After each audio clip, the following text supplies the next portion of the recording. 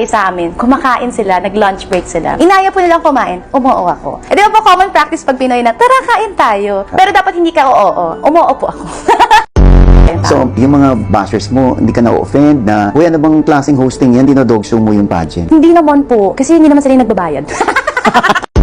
Nung binabayaran na po ako for that. Kasi nung college, nag-host-host po ako sa mga events sa school. Ginagaya-gaya ko si Miss Tony G, ganyan-ganyan, yung mga kababayan, ganyan, para po ako, transgender kagad yung mga trans woman, kagad yung mga i-host ko. So, kailangan, di ba po mga ganun, mga talak-talak sila, matatarino sila, yung sila mga I believe, tas kaya po nila na wala pong time limit yung mga sinasabi. So, kailangan mas madaldal ka sa kanila. So, doon po ako parang, ay go, it's my time to shine, ganyan. Tapos doon po ako napagkamalang bakla. Nagtataka ako bakit lagi ang umpisa ng Q&A, I believe. Oo nga. May tinuro ba sa inyo yan? Baka po dahil kinalakihan natin yung kantang I believe I can fly. I believe I can touch the sky. Meron na po ngayong bago. Ano? I believe ladies and gentlemen. May kasunod na siya. Oo. Ang laki ng chance na Ang sakit. malot-lot Malotot and friends. Ano nga po, ako member ako ng TYG. What's that? Thank you, girls. So, nag-stiletto ho ako. Ang ending, Papa Ogs, lahat sila matatangkad. Ako lang ho, para akong Little Miss Philippines.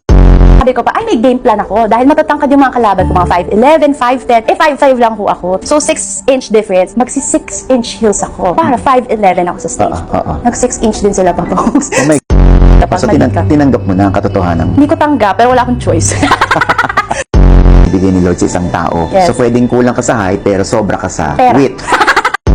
Sobra sa care. Sobra sa wit. Sana po. Mas gusto ko naman po maging matalino kaysa matangkad. O, alam mo, Ganun talaga sinasabi ng mga maliliit. actually, pampalubag loob. Nakaka-relate ka ba, Mama Ogs? So, hindi man po ako matangkad, pero matalino. Pero maliit pa rin.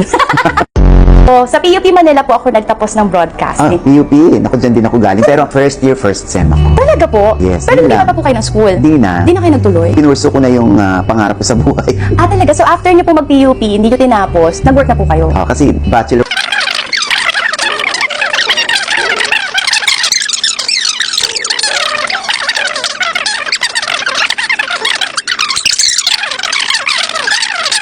Naging editor ako. Ang ganda nung trajectory ng Diba? career. Ano nakakaloka nito? Ako yung interview.